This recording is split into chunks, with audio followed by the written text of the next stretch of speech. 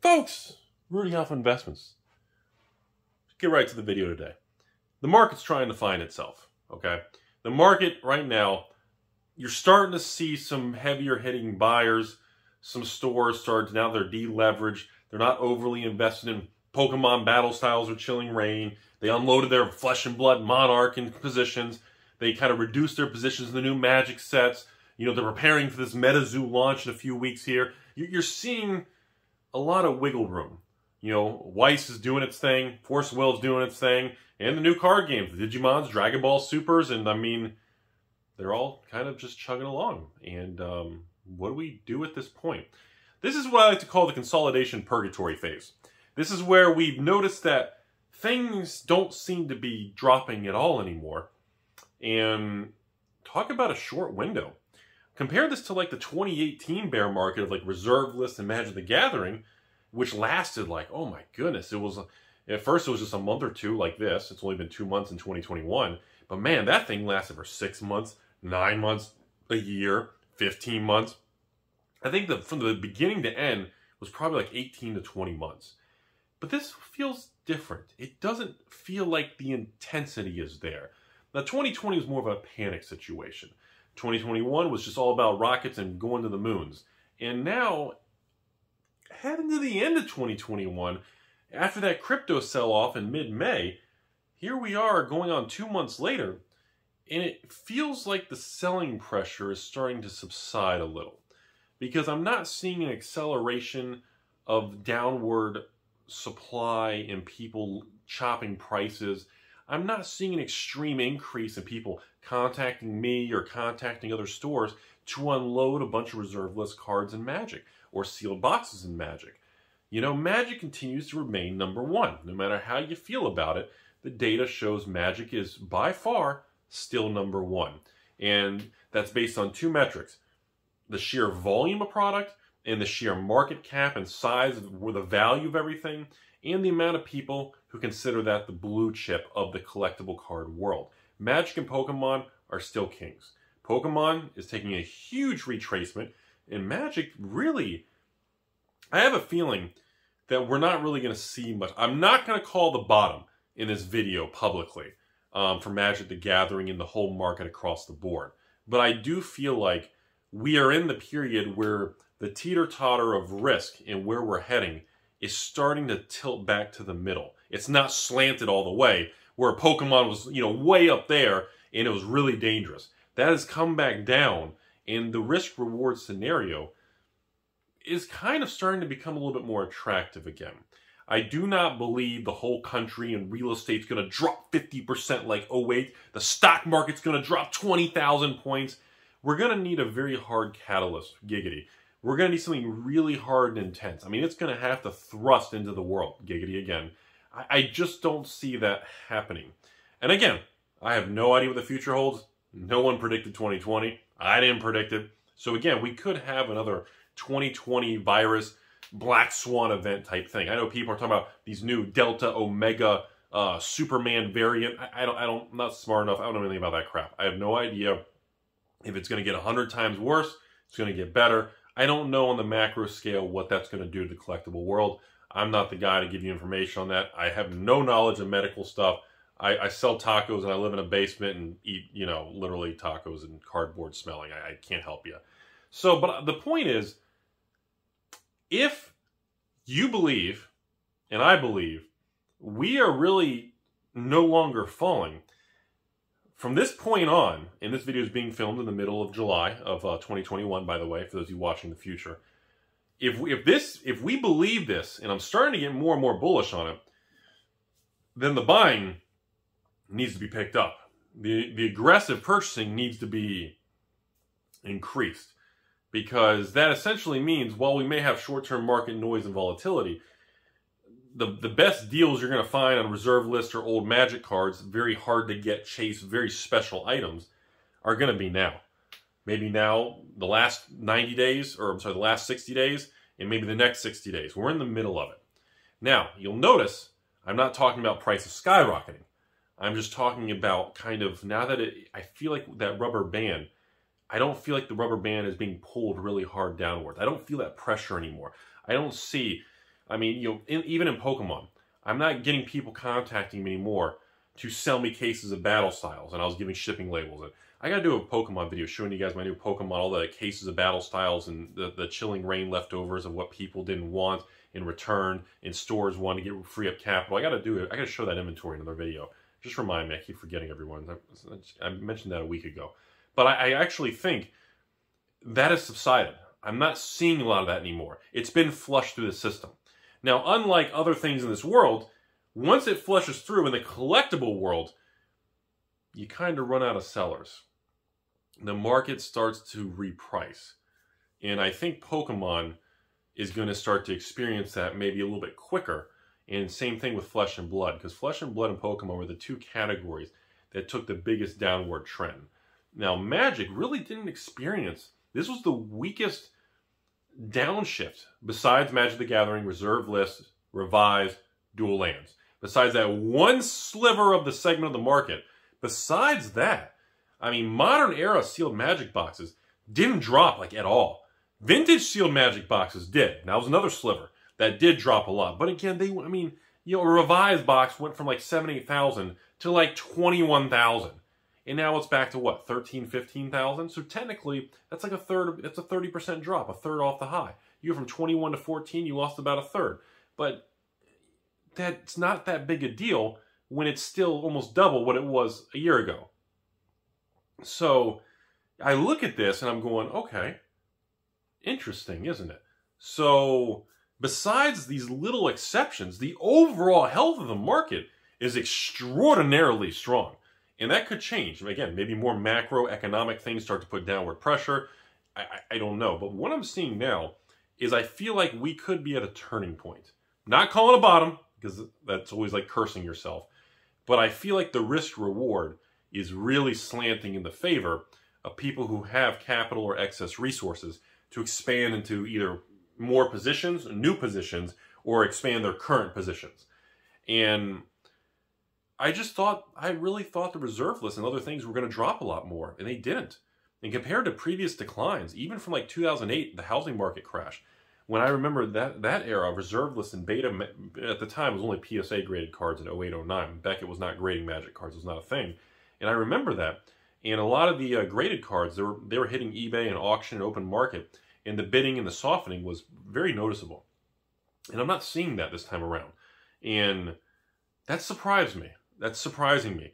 I do, at this point in time, going into August of 2021, I think a big indicator is going to be, I want to see how this new card game MetaZoo launches, and I want to see the market's reaction. I want to see the public's reaction of the pricing. I want to see the market and the secondary market establish its own pricing. I want to see what happens with everyone involved to kind of see it, okay? I want to see what happens in September when Flesh and Blood releases the product, the next wave of first edition, all this, after experiencing this big downturn from the all-time highs.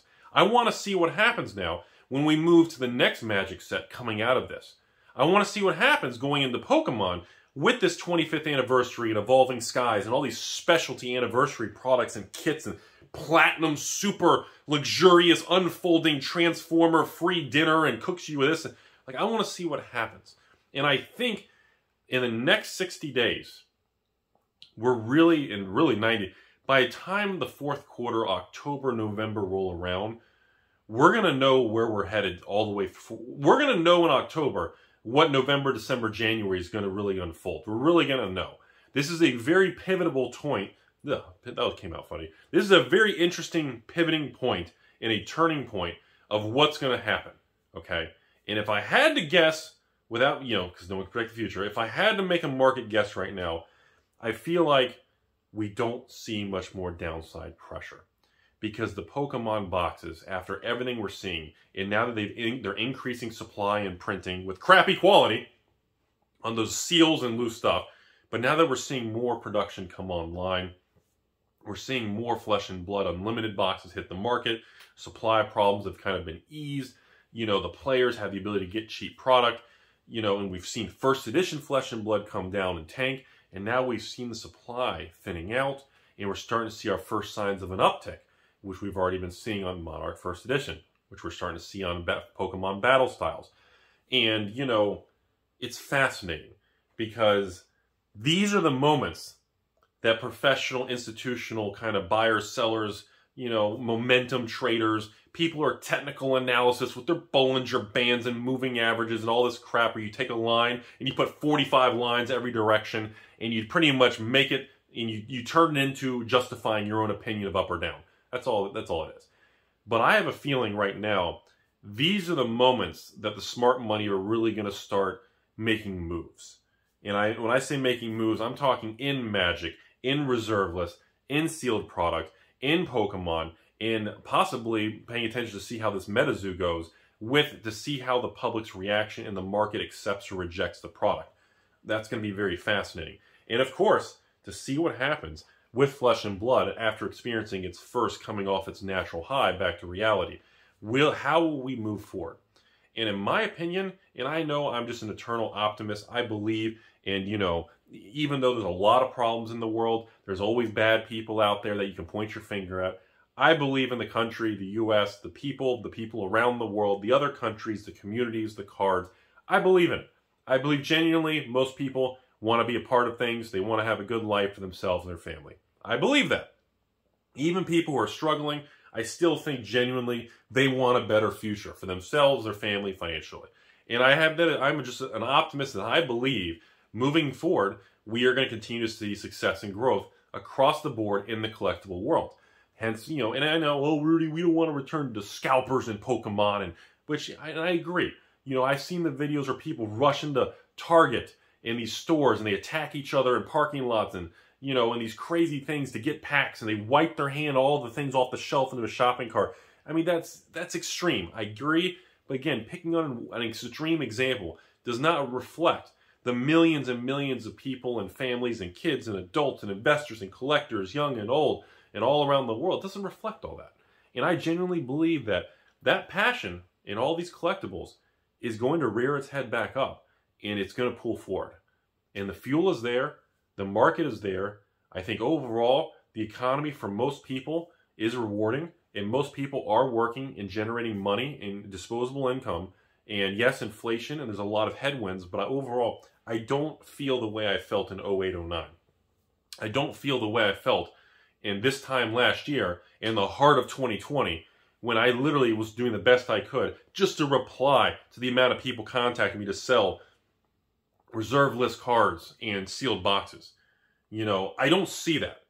And I'm basing my opinion on the data. No matter how you feel about everything, governments and news and politics, I'm basing it on the data that I see in collectibles. I base it on when I talk to certain distributors and certain higher-ups, and they tell me A, B, C, X, Y, Z, the quantity of stores, what the quantity of the volume moving to stores, how many stores are buying. Are people still begging to carry Pokemon? How many stores are ordering and interested in the new Flesh and Blood? How many stores are mad and they're not going to carry Flesh and Blood? What's the increase or decrease in quantity of stores? What's the increase or decrease in the quantity of order sizes? I go by the raw data. And unless the data shows otherwise, I'm going to stand by the data and the games and the people behind them. And based on what I see going on right now, it looks good. Shit looks good, folks. And no, we're not going to go back to the moon. We're all coming off that natural sugar high.